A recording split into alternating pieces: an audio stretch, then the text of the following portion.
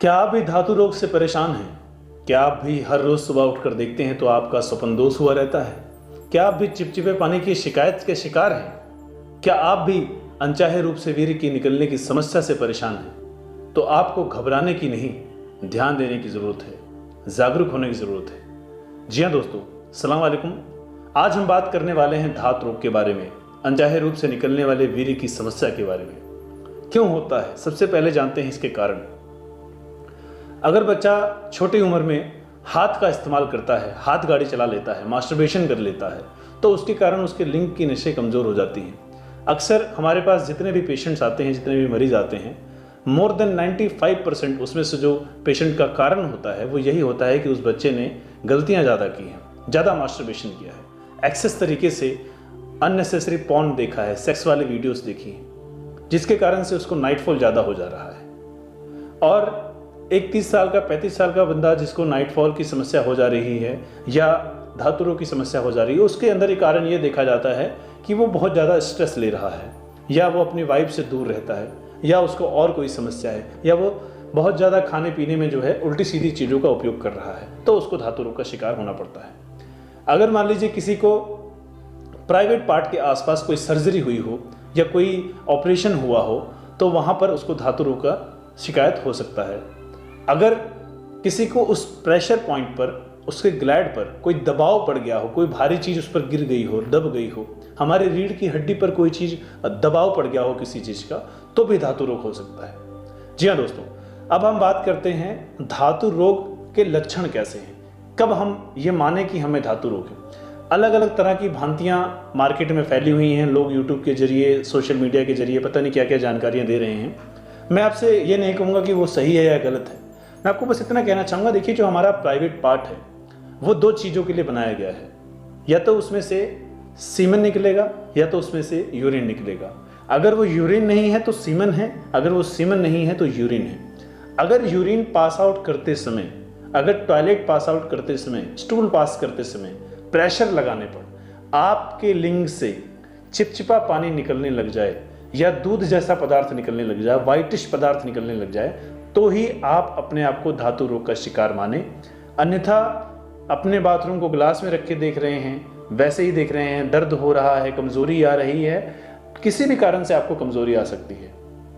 और 2 या 3 दिन बाथरूम अगर आप ग्लास में रखते हैं तो वैसे ही उसमें पस नीचे नज़र आने लग जाते हैं, केमिकल्स होते हैं। मूत्र हमारा क्या होता है, बाथरूम क्या होता है, वो तो गंदगी ही होती है ना शरीर की, तो लोग उसको रखकर चेक कर रहे हैं, वो गलत बात है। ऐसे मत कीजिए, अपने आप को भ्रम में मत डालिए, फालतू में अपने आप को धातु रोग का शिकार मत बनाइए। क्योंकि अगर आपको धातु रोग अभी नहीं है, लेकिन आप बार बार अपने आप को धातु रोग वाली कंडीशन बताते रहेंगे, अपने आप को ये कहेंगे कि यार मुझे हो गया है, मुझे हो गया है, तो यकीन मानिए आपको दिक्कत सच में हो जाएगी। क्योंकि इसमें मानसिक जो क्रियाएं होती हैं उसका बहुत ही ज़्यादा रोल होता है। अब हम बात करते हैं कि ये कैसे ठीक हो सकता है, इसको ठीक कैसे किया जा सकता है, इसको होने से रोका कैसे जा सकता है। अगर आप छोटी उम्र के हैं, 20 साल से कम के नौजवान हैं, 25 साल से कम के नौजवान हैं, तो दोस्तों, छोटे भाइयों, आपको ये बात हमेशा ख्याल रखनी है कि मास्टरबेशन करना एक तरह का पाप है, गुनाह है। इसकी सज़ा आपको कभी ना कभी तो मिलेगी। आप एक बार करते हैं, 2 बार करते हैं, 1 महीना करते हैं, 2 महीना कर देते हैं, उसके बाद छोड़ देते हैं। आप कहते हैं सर हमने तो इतना नहीं किया लेकिन फिर भी हो रहा है। आप अगर एक बार भी मास्टरबेशन कर रहे हैं, यानी आपने एक बार चोरी की है, तो चोरी की सज़ा आपको ज़रूर मिलेगी। इसलिए मास्टरबेशन करना बंद कर दीजिए, हाथ का इस्तेमाल करना बिल्कुल बंद कर दीजिए। गंदी वीडियोस देखना, पॉर्न वीडियोस देखना, सेक्स वीडियोस देखना बिल्कुल बंद कर दीजिए। अगर आप उनको देखते रहेंगे तो आपके अंदर उस तरह की इच्छाएं जागेंगी, अननेसेसरी रूप से आप अपने आप को सेक्स वाली मोटिव में डालेंगे और आपको मास्टरबेशन करना पड़ेगा। अगर आप नहीं करते हैं तो भी नुकसान ये रहेगा कि अलग अलग तरह की चीज़ें आपके दिमाग में छपेंगी जो कि आपको नाइटफॉल के रूप में परेशान करेंगी। इसलिए सबसे पहले आपका ध्यान जो है वो सेक्स रूपी पदार्थ से हटना चाहिए। अगर आपको खाना खाना है तो आप जाकर खाना खा लीजिए, खाने के बारे में सोचिए मत, गलत तरीके से खाना मत खाइए, ज़्यादा खाना मत खाइए, अननेसेसरी अपने आप को भूख लगवा कर खाना मत खाइए। उम्मीद है मेरी बातें आपको समझ आ रही होंगी। उसके अलावा जो भी इस रोग से शिकार हैं, जो भी इस रोग से परेशान हैं, आपको भी घबराने की ज़रूरत नहीं है, जागरूक होने की ज़रूरत है, जानकारी लेने की ज़रूरत है, एक अच्छी दवा लेने की ज़रूरत है। आप ठीक हो जाएंगे।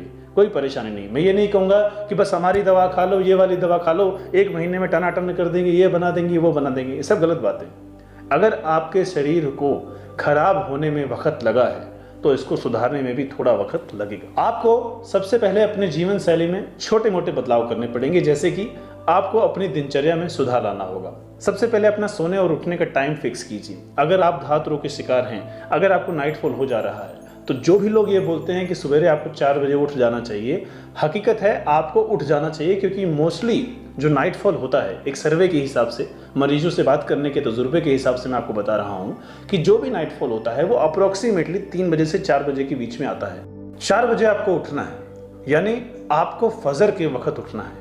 हिंदी भाषा में कहा जाए तो आपको ब्रह्म मुहूर्त में उठना है। जिसने भी ये बातें बताई हैं, बहुत सारे लोगों ने ये बातें ऑलरेडी बताई हुई हैं, आपने सुनी होंगी, उन्होंने बिल्कुल सही बात बताई है। आपको 4 बजे उठना चाहिए, यानी सुबह जल्दी उठना चाहिए आपको। उसके बाद आप इबादत वाली चीज़ों में ध्यान लगाइए, आप करियर वाली चीज़ों में ध्यान लगाइए, पढ़ाई लिखाई में ध्यान लगाइए, रिलेशनशिप में ध्यान लगाइए, रिश्तों नातों में ध्यान लगाइए। आपके पास ज़िंदगी में करने के लिए बहुत कुछ है। लोग अलग अलग वजह से बहुत ज़्यादा परेशान हैं। इस परेशानी के ऊपर ज़्यादा दिमाग लगाने की ज़रूरत ही नहीं है आपको, इस विषय में ज़्यादा सोचने की ज़रूरत ही नहीं है आपको। ऑटोमेटिकली आप देखेंगे कि आपके बॉडी में सुधार होना शुरू हो जाएगा। रोजाना आप अपने आप को थोड़ा बहुत व्यायाम, योगा वगैरह करके ज़रूर दीजिए। 30-40 मिनट अपने बॉडी को ज़रूर दीजिए। उसके बाद आता है खाने पीने पर। देखिए, ये हम सभी जानते हैं कि जिस प्रकार का खाना हमारे शरीर में जाएगा, उसी प्रकार का शरीर से हमें रिजल्ट मिलने वाला है। अच्छा खाना खाएंगे तो अच्छा मन रहेगा, अच्छा खाना खाएंगे तो अच्छा तन रहेगा, अच्छा हमारा स्टेमिना रहेगा, हमारी स्ट्रेंथ रहेगी, हमारी बॉडी में एक्टिवनेस रहेगी। तो खाना जो है, भोजन जो है, वो बहुत इंपॉर्टेंट रोल अदा करता है कि आपके दैनिक जो क्रियाएं होंगी, दिनचर्या जो होगी, वो कैसी होगी। आपको संतुलित भोजन खाना पड़ेगा। आप फलों पर ज़्यादा ध्यान दीजिए, सब्जियों पर ध्यान दीजिए, सलादों पर ध्यान दीजिए, रोटी खाइए, चावल भी खाइए, चावल की मात्रा को थोड़ा कम कर दीजिए। आपको ये ध्यान रखना है कि आप नॉनवेज नहीं खाएंगे। प्रोटीन का जो सोर्स होता है, ज़्यादा तली भुनी चीज़ें होती हैं, ज़्यादा तेल मसाले वाली चीज़ें होती हैं, मिर्च वाली चीज़ें होती हैं, उनका सेवन आप नहीं करेंगे। प्रोटीन का जो हाई सोर्स होता है, चिकन है, अंडे हैं, मीट है, दूध से बने हुए प्रोडक्ट हैं, इसके अलावा स्प्राउट्स हैं, आप इनका सेवन मत कीजिए। जो भी धात के रोगी हैं, इनका सेवन मत कीजिए। ये कतई गलत नहीं है, अच्छी चीज़ें हैं, पौष्टिक चीज़ें हैं, लेकिन जिसको भी धात की समस्या है, नाइटफॉल की समस्या है, वो पर्सन इन चीज़ों का इस्तेमाल ना करें। आपके लिए तभी फायदेमंद है। इसके बाद अगर आप धात रोग से काफ़ी समय से परेशान हैं, तो आपको एक दवा का सहारा लेना पड़ेगा। आप कोई ना कोई आयुर्वेदिक दवा जरूर इस्तेमाल कीजिए। हर कंपनी, बहुत सारी कंपनियों के धातु पौष्टिक चूर्ण हैं, बहुत सारे लोगों के हकीमों के धातु पौष्टिक चूर्ण हैं जो धातु को पुष्ट करने की क्षमता रखते हैं। मैं ये नहीं कहूँगा कि आप उनका लीजिए, किसी भी चीज़ का आयुर्वेदिक दवा लीजिए, क्योंकि एलोपैथिक में इसका इलाज नहीं है। एलोपैथिक वाले इसको बीमारी ही नहीं मानते।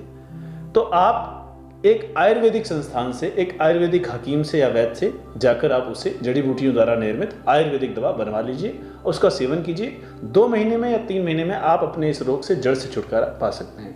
अगर आप चाहेंगे कि आप हमारी ओर से दवा ले सके, तो हमारे पास इसके लिए धातु पौष्टिक चूर्ण बनाया गया है। आप इसका सेवन करके देख सकते हैं और अपने इस रोग से छुटकारा पा सकते हैं।